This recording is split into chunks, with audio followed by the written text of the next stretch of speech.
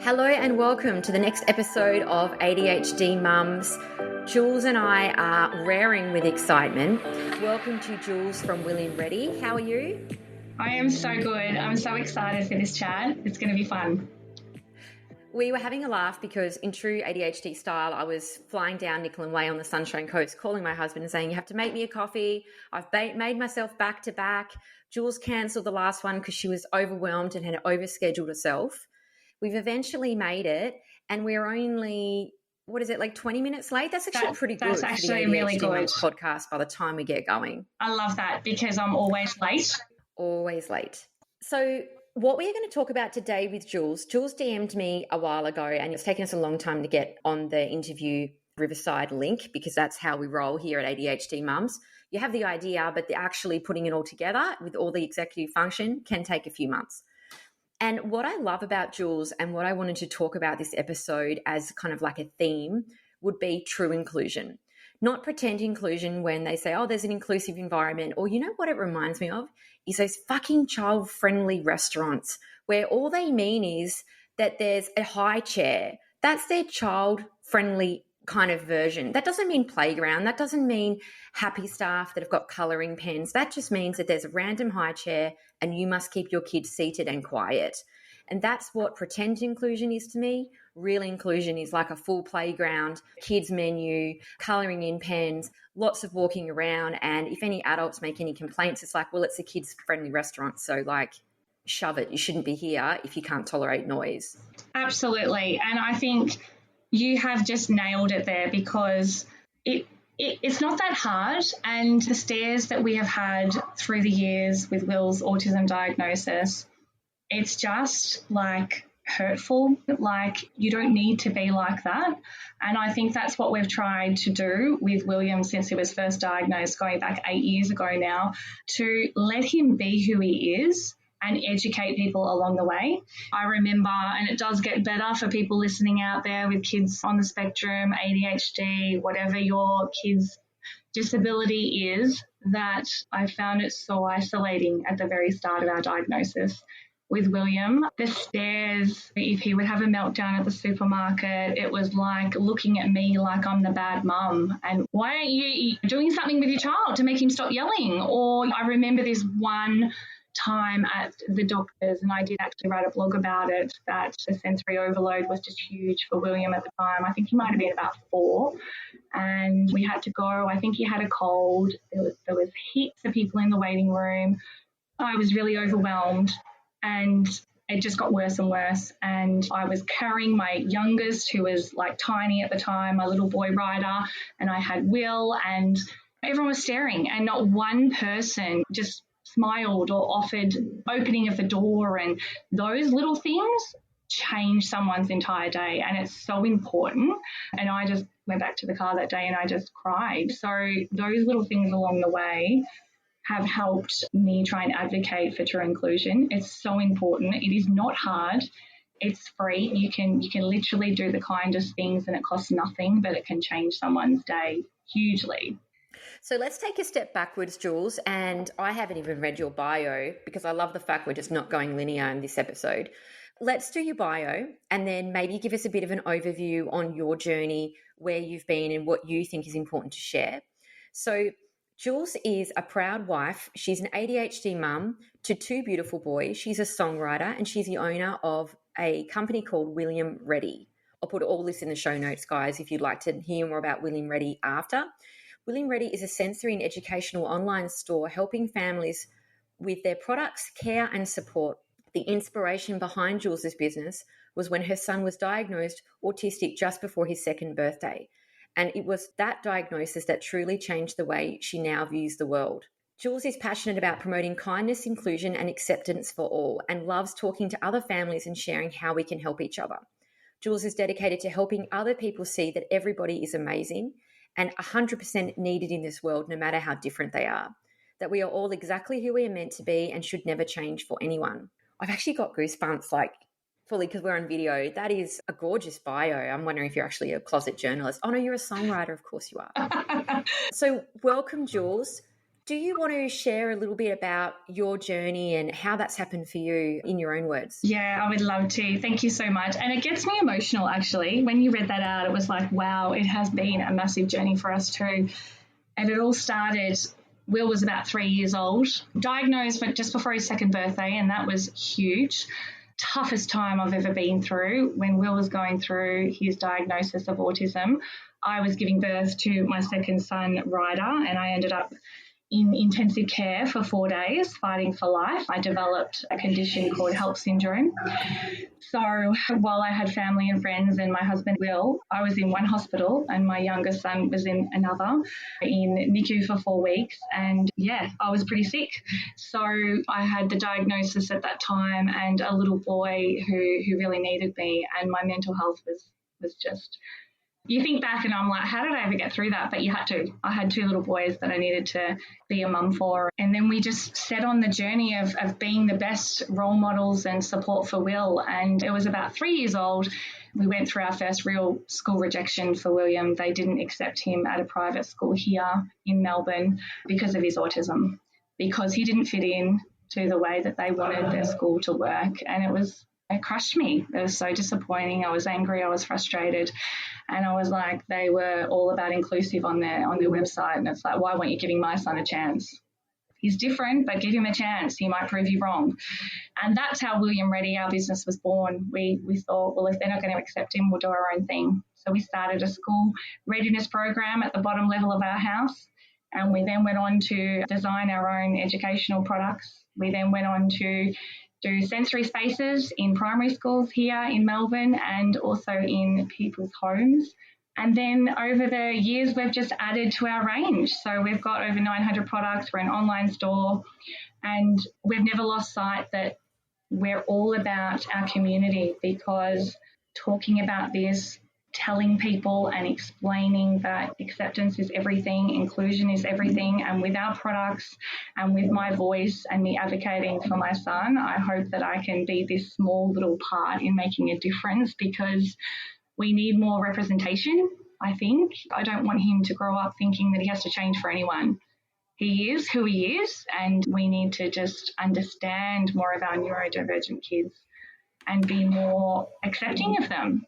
So, yeah, that was 8 years ago that we received his diagnosis. And along the way, last year I received my ADHD autism diagnosis, which led me to this amazing podcast. And I'm so glad to be talking to you, because I finally found my own journey while helping support my son, and it's been huge.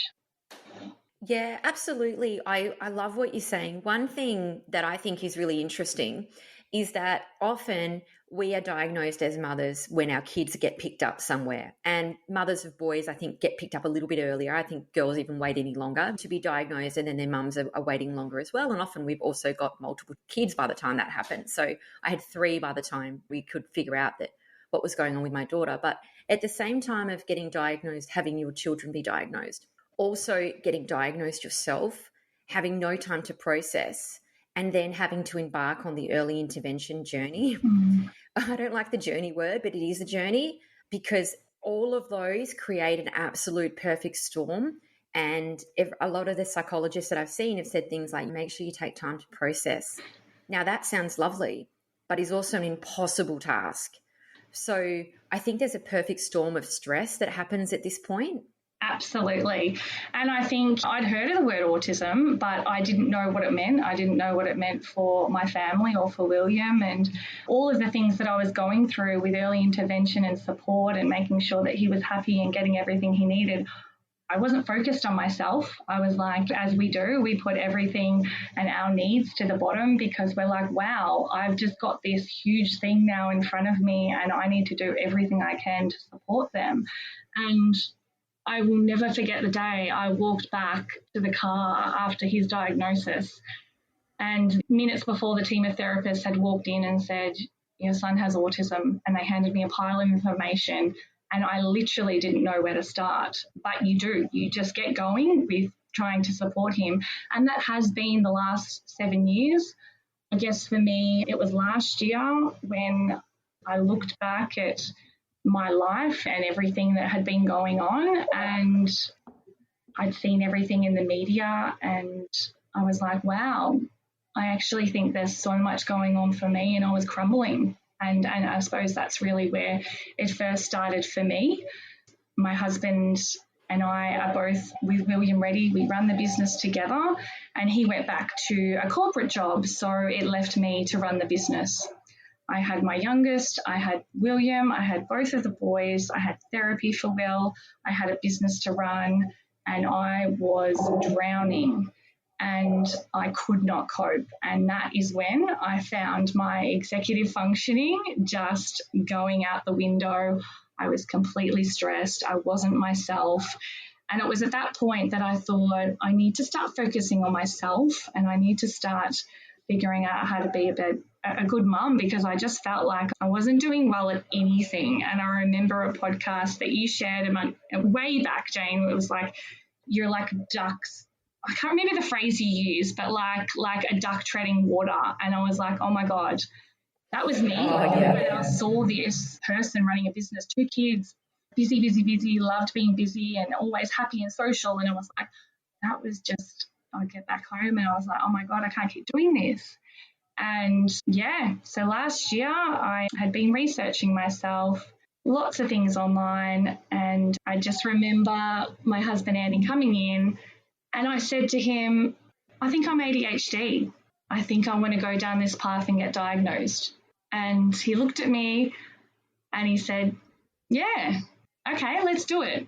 And that was how it started. And he didn't say anything else.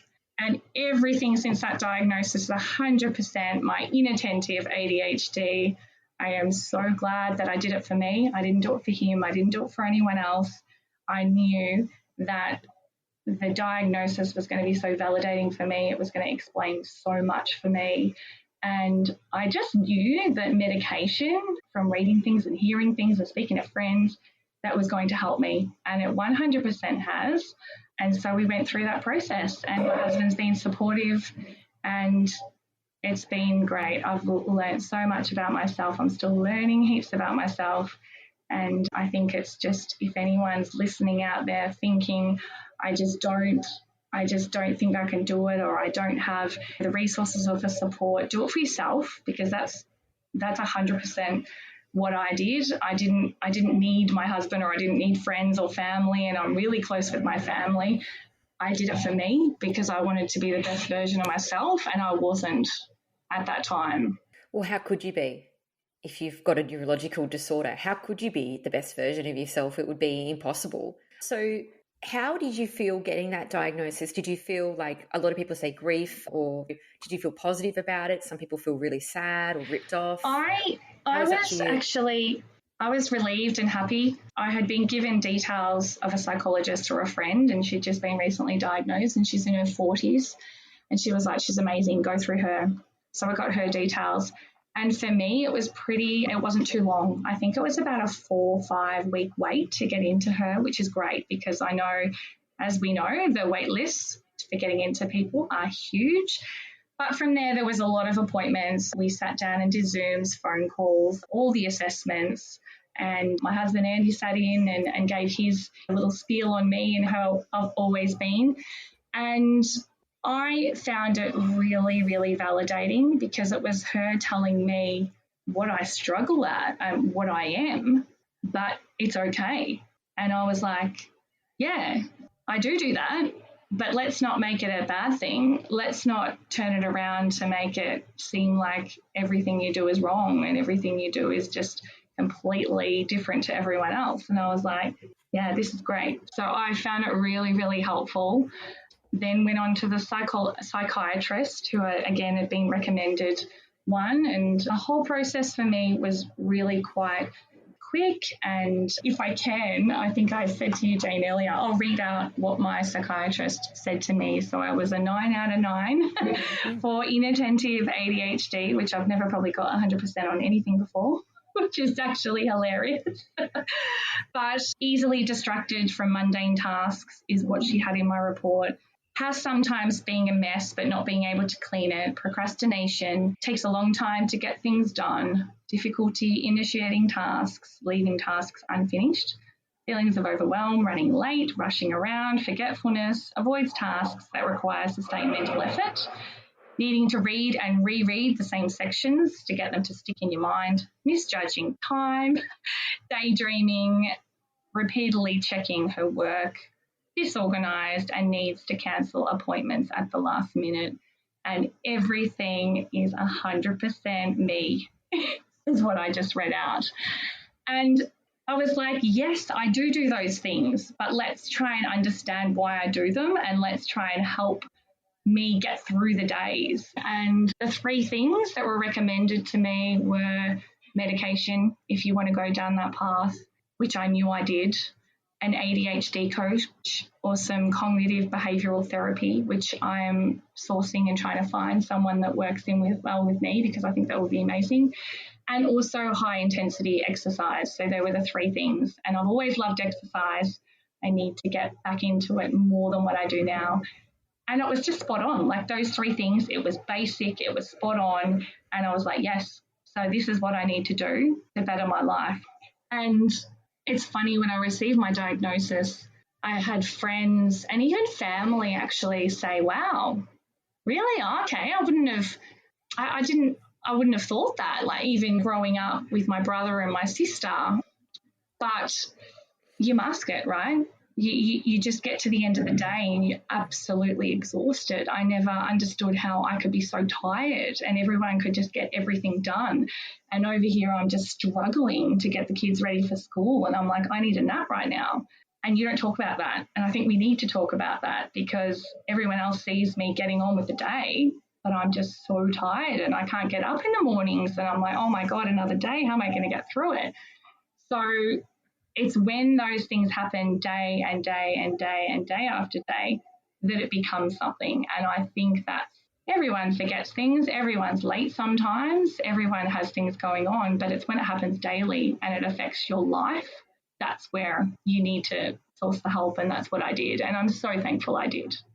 Yeah, and I think the awareness is really powerful too, just to be aware of who you are, how your brain works, and, I suppose then talk to people about that, like your husband, to reduce some of that stigma and shame, because for us to reduce that in the world or in Australia, people need to be more willing to talk about how things really are. Exactly. So true. And I didn't want my diagnosis to be an excuse. My husband, we are so different. And when he jumped on my diagnosis Zoom with the psychologist, she actually said, do you know you're autistic, Andy? And he said, yeah, I probably am, but I've never felt the need to get diagnosed. So he's undiagnosed autistic. He is very, very goal-driven, very motivated, go, go, go.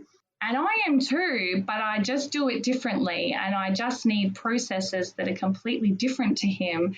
And I need things broken down, and I need to reread things, and I need to take a step. And it's been a huge struggle for us as a couple to really understand that. And I really remember the psychologist saying to me, you guys need to be careful how you communicate and how you work, because your husband's very black and white and wants to get things done then and there, and let's do this and let's do this way, and you're not like that.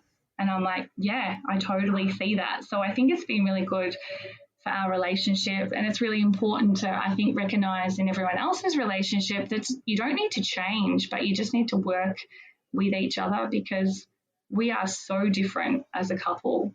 And I never want to make my ADHD an excuse, but I want to let him know that the reasons I am the way I am and that I do the things I do is because my brain is not functioning the same way yours is.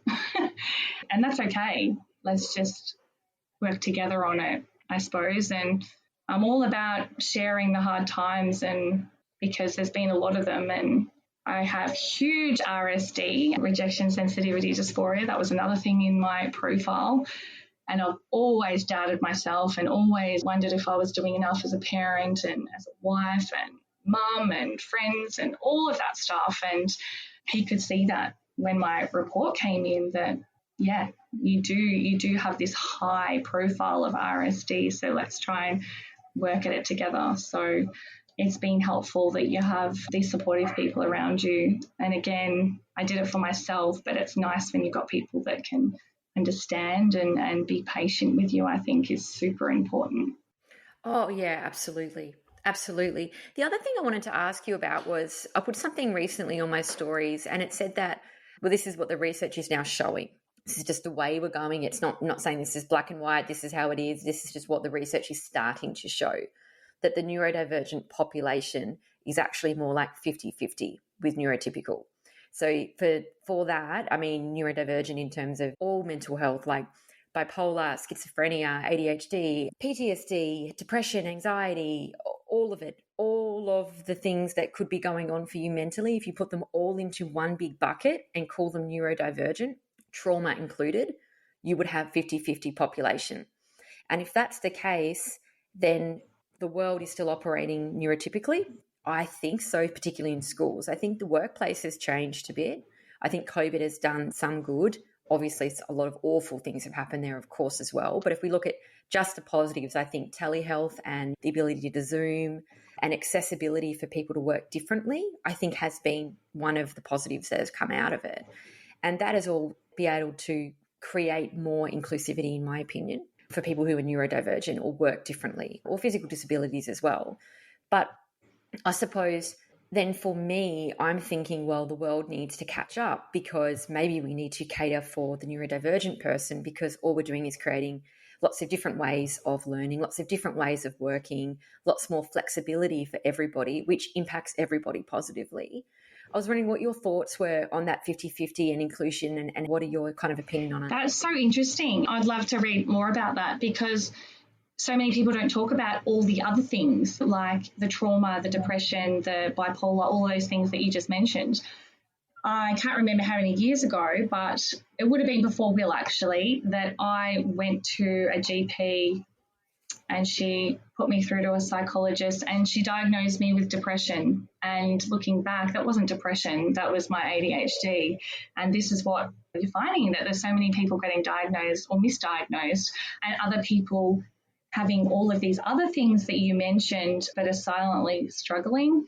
And while you said COVID has helped other people with working from home and not being in the workplace that perhaps wasn't the right environment for them, I think it's allowed people to really put forward what they need.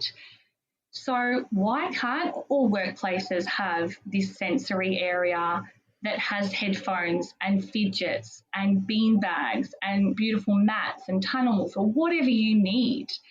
That's what I want for every school, for every workplace.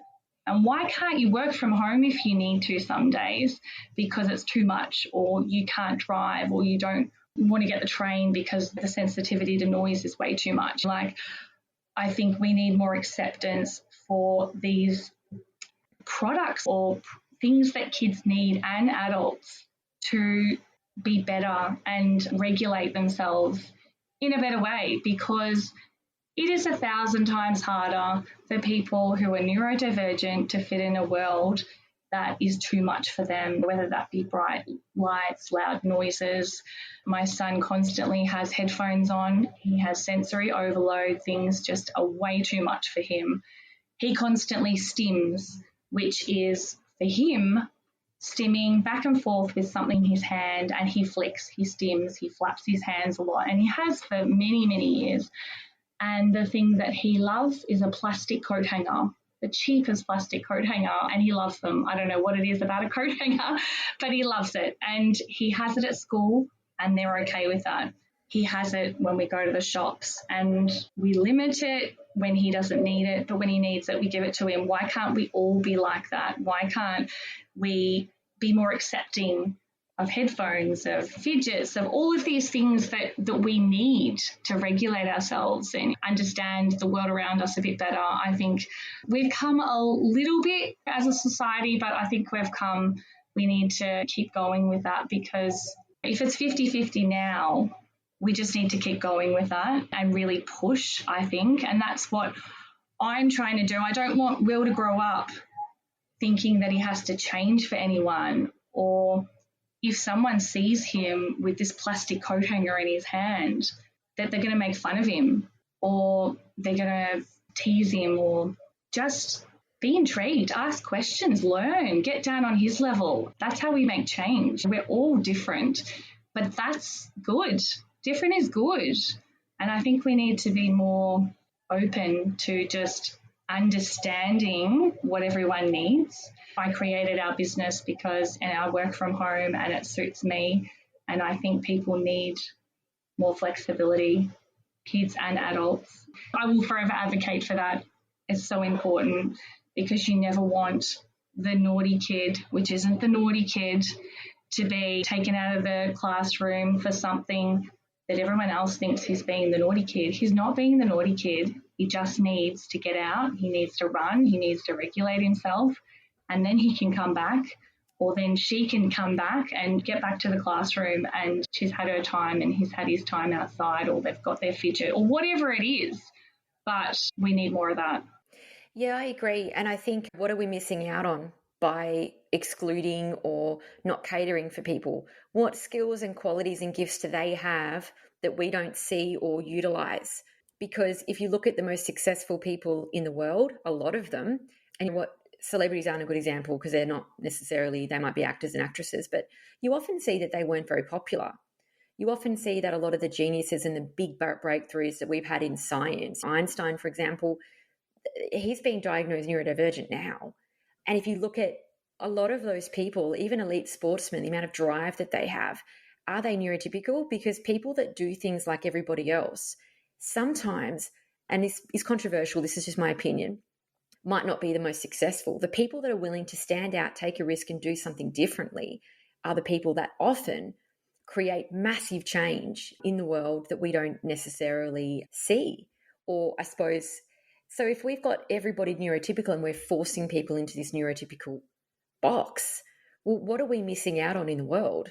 Because I'm pretty sure whoever thought of electricity, for example, or a flying plane wasn't the person that was getting the A and sitting down nicely. I'm pretty sure they were thinking way, way, way out into the distance.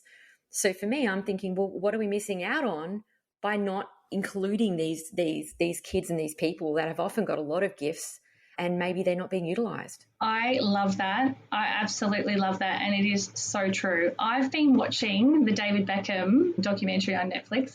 Have you seen it, Jane? Oh, I've seen the trailers. I want to now. You should watch it. He was huge in soccer, but he is 100% neurodivergent, OCD. There's something. And I'm only halfway through, but I was like, oh my God, he was just the biggest superstar in soccer and he was incredible. I'm just blown away at how amazing and how the fans were just like crazy over him. There was 100% something with him. I don't know what it is. And so when he said that, I was like, oh my gosh, 100%. Like, I think I'm actually glad that there's this whole ADHD big thing about women at the moment. There's been a lot in the media about it's a trend and, oh, you're another one that got diagnosed. And it frustrates me that people are like that, because I'm actually glad, because it helped me see who I am and it helped me go get a diagnosis for myself. So I'm like, thank you, because I was seeing these things on Instagram and Facebook going, oh, wow, I totally do that. And then I pieced it all together. And the things that my inattentive, I've always been like that. I guess for me, it wasn't until my life became so hectic that it came out more. And the first person I rang to get into a psychiatrist, the receptionist said to me, so there's a huge waiting list with our psychiatrist here, and I suppose you're just another TikTok trend, are you? This is the receptionist saying it to me. And I was like, wow, no, but thanks anyway. And I just hung up. I was so shocked. I didn't know what to say. That a receptionist of a psychiatrist that I'd been referred to and recommended can be so rude. Like, why not encourage people to go be the best versions of themselves? Why can't you be supportive? I've had so many friends recently diagnosed, and I'm like, yes, because now maybe you'll get help and be the best that you can be. How's that a bad thing? How can people be bringing everyone down? And the people that think outside the box, as you said, are the people that change the world and they make things happen. So why would you deny people to think the way they think? Like, I just don't get it. Like, you know what I mean? Yeah, I agree. I agree completely. And I think as well, it enables us to have a bit of a laugh and build a community. Like every mum is probably in one of those big Facebook chats. There's so many of them, right? With like random groups of people. And then you try and organise a ladies' dinner or a mum's dinner or a catch up or something. And I'm pretty open now. I'll just write in there and put, let the ADHD woman have a crack, and everyone laughs. And then I book the wrong time and the wrong restaurant. I book it on a weekend that all the people are away camping. And if you're with the right group of people, everyone just has a laugh. So I think that awareness and breaking the stigma is super important, because otherwise you do feel alone, or I personally have felt very isolated in the past, because there's a lot of fucking pretending happening. You're pretending to have it all sorted. You're pretending to have it together. You turn up in all sorts of disarray. I remember, for example, turning up somewhere and I was trying to pretend to have it all together, and I opened my Kia Carnival's car and like all this rubbish fell out on the ground, and I was like, wow, that was confronting. It was like the drop-off line, and now you can have a bit of a laugh about it. 100%. I think that's what acceptance and inclusion is all about. That's what I try and promote with my son, and also now me. Like, that is how we create change, by talking about it. My friends, my family, I am constantly late for everything. I was catching up with friends the other day. It's actually on the radio last Tuesday for a local radio station, and I was like, I can't be late. I've actually got to get there on time. And of course I was late. I don't know what it is. I just think I've got more time than what I have, but that's okay. I'm okay to say that. People just around me that love me and support me just know that that's me. I am notorious for booking something in and then cancelling it, which I'm so sorry, Jane, because I did that to you too. I was like, thank God someone's cancelled.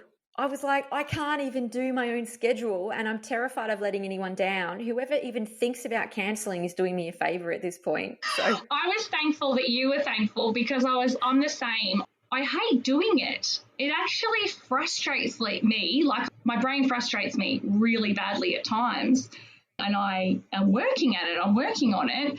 But I was relieved when you said, yeah, actually, because my month is hectic. Let's do it another time. So I was like, oh, thank you, team. That's good to hear.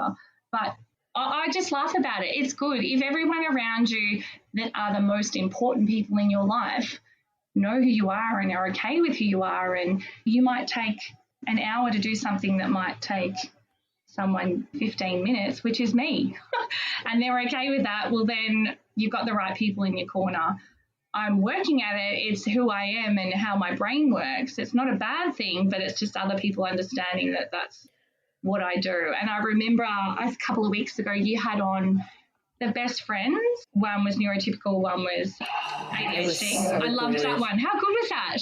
That was probably my I hate saying favourite episode, but like that was a cracker. It was Amanda and Amy or Jess? Was it? Sarah. Yeah. And Amanda, I think, was ADHD. Is that right? I think. Yeah. Correct. And you were saying to her, but what do you mean you have all these tabs open on your computer? Like, and she was saying something, like there'll just be a tab for a cubby house that I'm interested in or something like that. And I was like, that's me. Like, if you were to see my desktop on my computer right now, no jokes, I reckon I have over 200 tabs on my desktop, and I'm like, yeah, it's crazy. My brain goes crazy when I look at it, but I can't change it. I don't go to change it. Same as I look at the sock pile and I'm like, I know I have to sort out all the boys' socks. They need socks for the morning. I've got to do the socks. Just do the goddamn socks. But the procrastination and something else will pop up in my mind. I go to do that. And yeah, it's real. It's actually really real. But I think that episode was really great because it highlighted when Amanda said she goes and gets a cup of tea and she sits down and an email will pop up. And I'm like, yes, that's me. That's 100% me. Maybe that's why it takes me so long to do everything. Oh, totally. So let's go back to William Reddy for a moment. What are you planning, or what is your hope? What is your vision for William Reddy? Because I think you're really paving a beautiful path of inclusion. I think you're walking the talk. You are making a difference. What's your goal for that? Yeah, we just want to create a community of people that are supporting each other, and that be through our products. I get emails from people saying, can I just talk to you as a mum? Like, I've just had my child be diagnosed. Can you just help me? I've had recently a lot of people say, I'm looking at schools, primary schools and high schools. Can you give me some questions about what I need to go in and ask? Because that's huge. You do have to think about different things when you have a child who is neurodivergent, who is autistic, ADHD, has a disability. You do have to ask different questions when you go to a school. I have the best of both worlds with my son, who is the youngest son of mine, Ryder, neurotypical. It is easy for him. And I can say that because I can see both. I see Will and I see Ryder, and everything is easy, from toilet training to making friends to joining in at activities, everything. So when you have people coming to you asking these things, I want to do all I can to help them, to make them feel less alone. So the community and the people I've met is huge.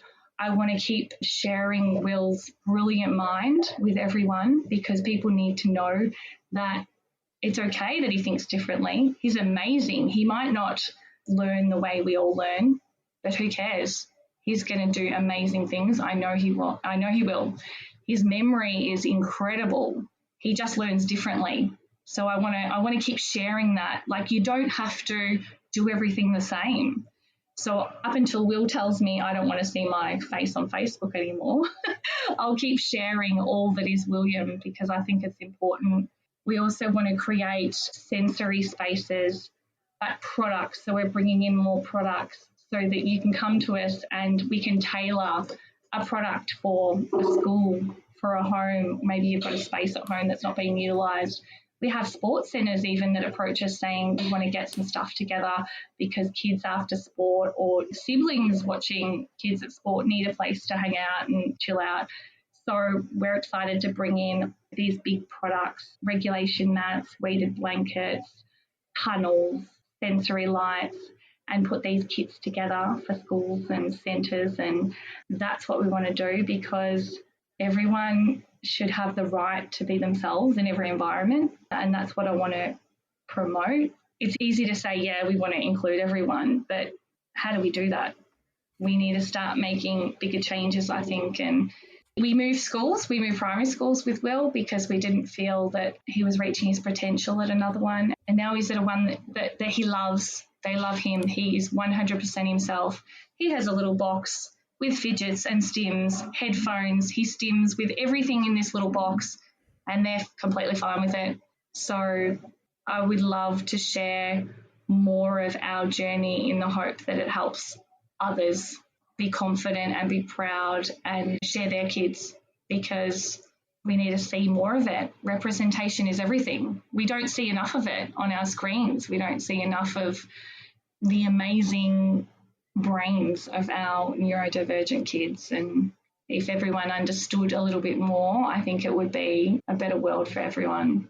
Yeah, I agree. I think what you said is so important. I'm going to repeat it. You said everyone has the right to be themselves in any environment. I feel like I'm going to tagline that up for this podcast episode, because that's just a brilliant way of looking at it.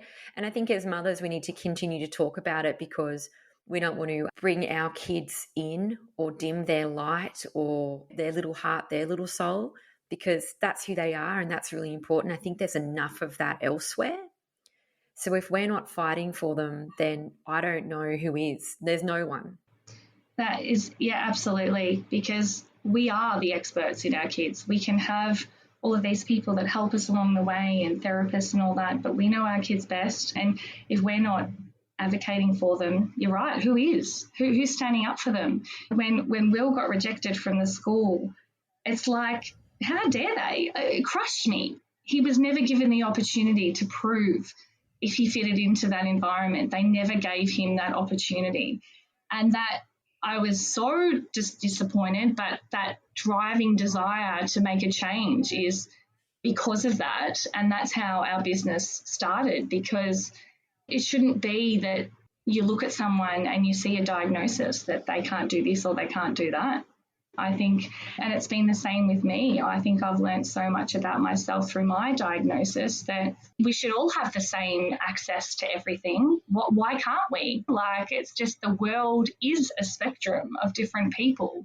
Why can't our kids be valued in society like the next person? They absolutely should be. And I'd love to see more training even in schools. I think teachers, I don't know about you, but I don't know what you think about teachers. They're amazing in what they do, but they're never given the tools and the training and the support and the funding to know what to do in situations where there's a kid that is completely dysregulated and needs to get outside.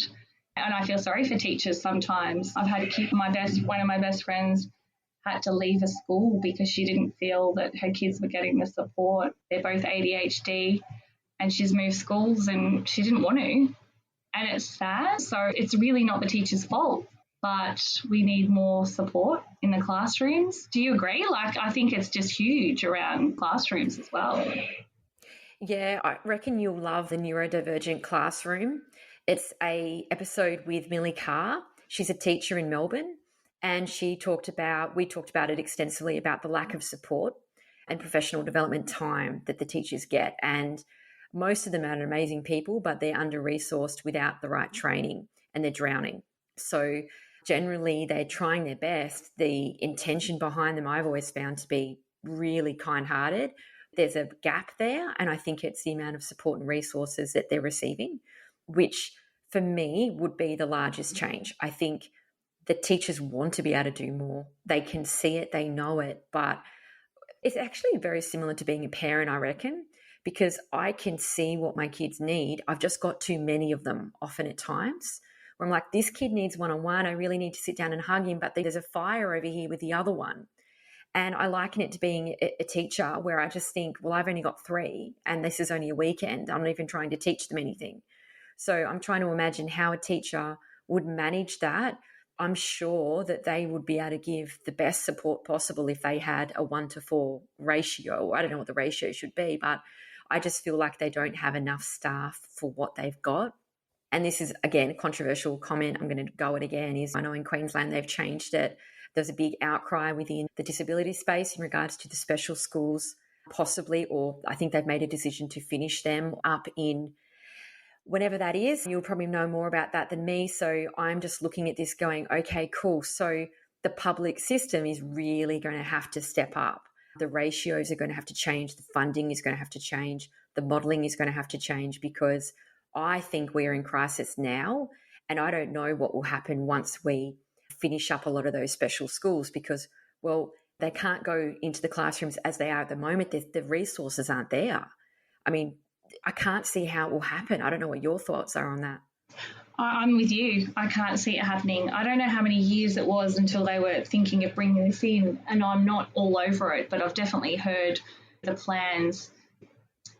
It's scary in a way, because I 100% agree with you that teachers genuinely want to do all they can. I have lots of family members that are teachers, my sister, my auntie, my mum. I have teachers that are all around me, and they 100% want to do more. They want to learn. They want the funding to do more and be more and support these kids. So it's nothing on teachers. I am just absolutely love that they want to do that, and they're amazing at what they do.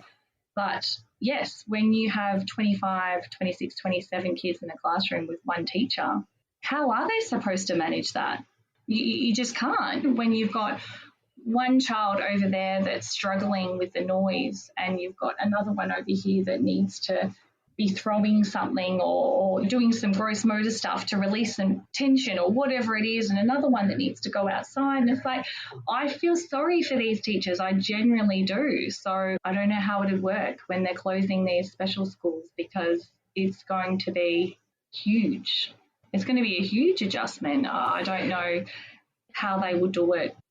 And I'd love to know what people think about that have kids in special schools now. I've got friends I actually should ask them, because I'd love to know what their thoughts are, because are they wanting them to close, or are they happy that they're now being forced into mainstream? I don't know if you've got any friends that are at mainstream. Like, I haven't even asked, but I know it's probably coming, right?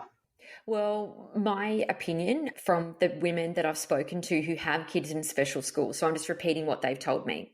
They've said to me that they're actually not happy about it, that they've put their child into a special school for that specialist support. So they're a little bit, this is just me repeating what they've said. They've said that they are concerned that their child is not going to learn the life skills that they need to learn to hold down a job, catch a bus, buy things from the shops, that their curriculum that they are learning is more like life skills, and they're repeating the same things over and over to really hone in those skills that they need to live independently, for example.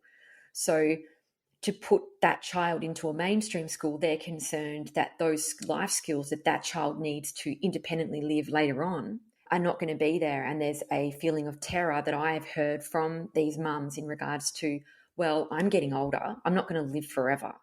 My child will grow up and I need them to be able to live independently. And I'm concerned with the changes that some of that will be lost.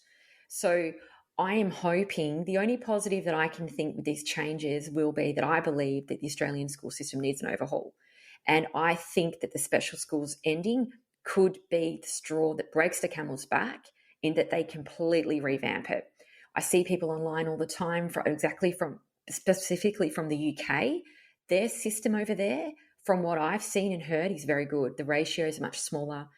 Any kind of neurodiversity is catered for very strongly. I see them come, a lot of the women from the UK, and they'll say something like, my child has ASD, ADHD. We're used to a 1-to-3 ratio. Where can I get that on the Sunshine Coast? And the Sunshine Coast mums in the pages are like, 1-to-3 ratio, you'll be lucky really? to get a 1-on-20. Oh, look, depending on what the needs are, but the ratios are incredibly smaller from what I've seen and heard. I haven't worked in the UK system. I'm just repeating what I've heard. So I think that if these changes are to come in, we will see changes in the Australian schooling system. And that for me is a winner. How it will work, I don't know, but I think the change is a good thing for everybody. I'm just hoping that whoever organises this, what a huge job that would be. And we know that not everybody is going to be happy, clearly. I don't know how it will work, but I'm very excited to see changes because I can't see it being worse than what it is in the mainstream schools. So I'm hoping the kids in the special schools won't, I don't want to use the word suffer or have any negative kind of things that are going to happen there, but I'm hoping that they revamp all the ratios and give all the kids what they need and completely change the Australian system into a more inclusive environment. If you listen to Millie Carr, that's what she's about. She's about an inclusive classroom for everybody. You don't need to have anybody diagnosed or not diagnosed. If you have parents that have diagnosed you or not, doesn't matter because you're catered to anyway. For example, she uses the example of PowerPoints, just having a PowerPoint running. Well, what is a kid with ADHD going to do with that? They're kinesthetic learners. They want to actually be shown things. How can we cater for everybody with all of their learning styles? So it's a great question, and I am very excited to see what happens, and I'm hoping my kids aren't all the way through the system by the time those changes happen. Yeah, I'm the same. I'm totally with you. I'm excited. I have no idea how it will happen, but how cool will it be to have, just thinking in my head here, a classroom full of kids that are using Auslan and that are in a wheelchair and that are ADHD and that are autistic, that need a speech device, that are nonverbal or selective mute or whatever it is. How amazing, because then everyone will be like, oh, wow, this is our classroom, this is our friends, these are our peers. And that's okay. I don't need to look at you in a way, or I don't need to stare at you because you're like my friend. You're in a wheelchair, but like, hey, who cares? Like, this is my friend who I'm sitting next to in the classroom and I love him, and who cares? Because we're all one. We're all learning together and we're learning differently, and we're learning differently in the way that helps us. And I love it. I don't know how it'll work. I'm excited to see how it all comes together, but I'm sure, like you said, there'll be a lot of people that perhaps will be very worried and scared how it will come about. Yeah, and I think the other thing is as well that I think often the gifted students get ignored a little bit. So I would imagine someone with a gifted child would be thinking, well, hang on a second here. What about my child and how they're bored at school? They want extensions. Can they skip a grade? Because as a mother, you're just doing the best thing for your child. They're still in some ways diverse because they're not actually an average learner. They might be extremely gifted in an area, and how are we catering for them?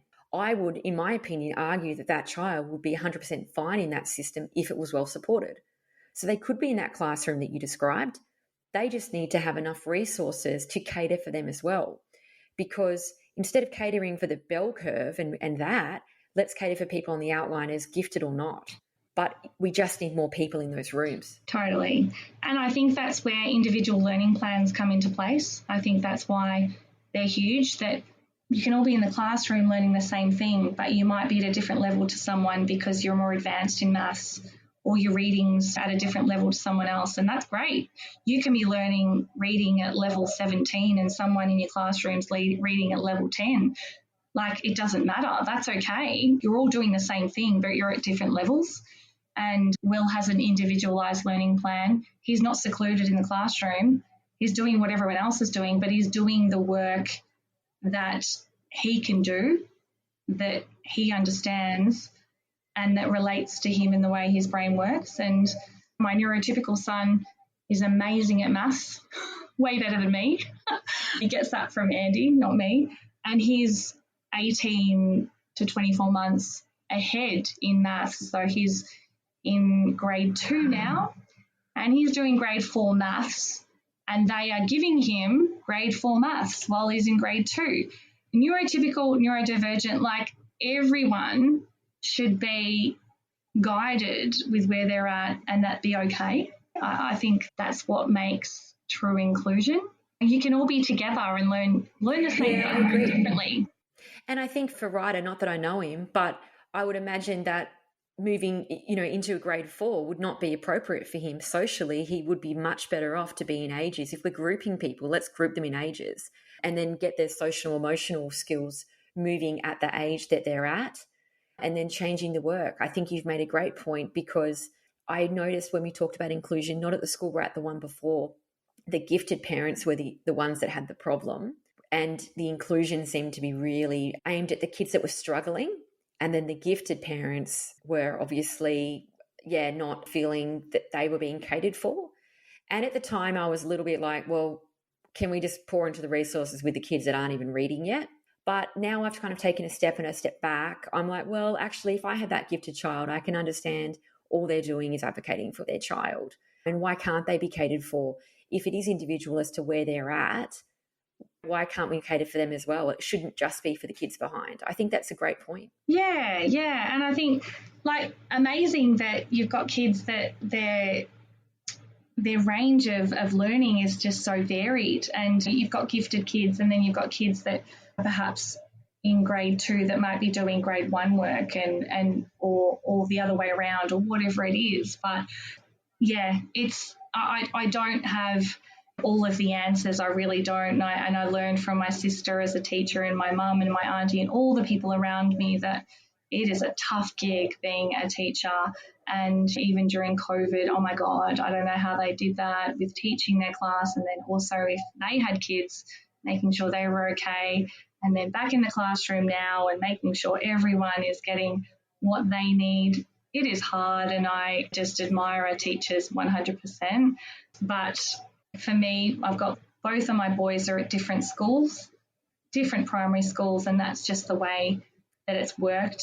They are where they need to be now. And in high school, they'll probably be at different schools again. And you've just got to go with your gut on what you feel at the time, and if you're happy with the learning and the teachers and the support, and be the advocate, because like we were saying before, no one else is going to advocate for them if we don't, right? We have to be that voice. And as you were saying with the gifted kids, the parents should be entitled to say, but no, I want my child to go to this level in reading or maths or whatever it is, because I feel they're ready. And that's something that can be discussed between them, but it can be with everyone. Yeah, I think it's definitely an interesting subject, and I think teachers are just amazing for what they do. It's super hard. It's really hard, right? Oh, yeah. Look, absolutely it is. Let's talk briefly about William Reddy, because I know you said that you want to do a special code. Do you want to list out generally what you sell or anything like that you think is most popular or people would be the most interested in? And then, of course, don't worry, everybody who's listening to this, we're not going to spit it out quickly verbally. I'm going to just put it all in the show notes.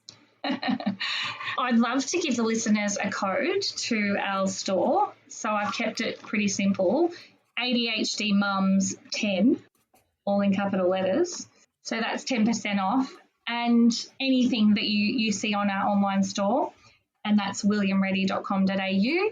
So I'm hoping, we can put it all and I can list it all for Jane as well.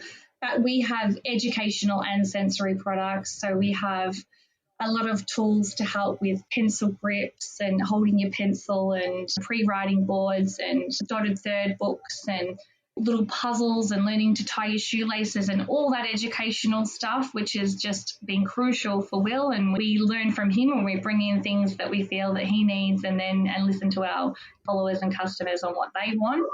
And then we have a huge range of sensory needs and sensory products, weighted blankets, weighted teddies, regulation tunnels, regulation mats, all of these things to fit out a regulation zone or a calming space. We've got body socks and even like little squishy things that you need to be flicking or stimming or in your hands and things like that.